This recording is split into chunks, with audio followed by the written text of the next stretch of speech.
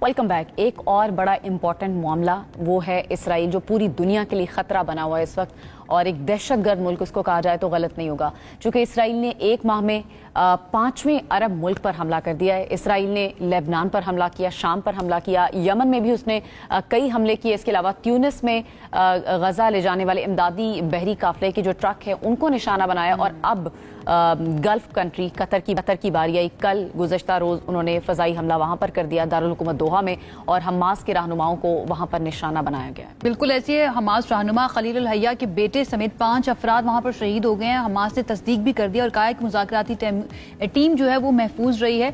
लेकिन अब सवाल ये है कि ये कतर जो है वो उन कंट्रीज में शामिल था जो बेसिकली मीडिएशन करवा रहे थे हमास और इसराइल के दरमियान। इसराइल इस वक्त जो है वो रोक स्टेट बना हुआ है और समझ नहीं आ रही है कि उसको रोका किस तरह से जाएगा।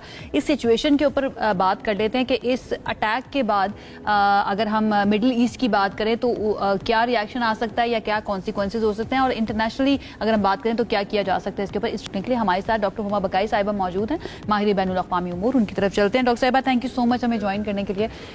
ये जो खबर सामने आई है, हमने नहीं सोचा था कि इसराइल जो है ना वो ये भी कर सकता है कि कतर के अंदर अटैक कर दे। हालांकि उनके साथ ताल्लुकात का इतना ज्यादा मसला नहीं है इसराइल के साथ। आपने कैसे एनालाइज कर रही हैं आप इस सारी सिचुएशन को?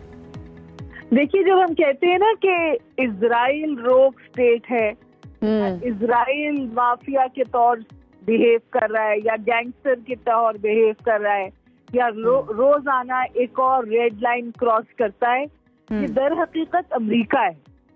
ये अमरीका की चश्मपोशी और पुष्ट पनाही है जो इसराइल को इस हद तक एम्बोल्डन करती है।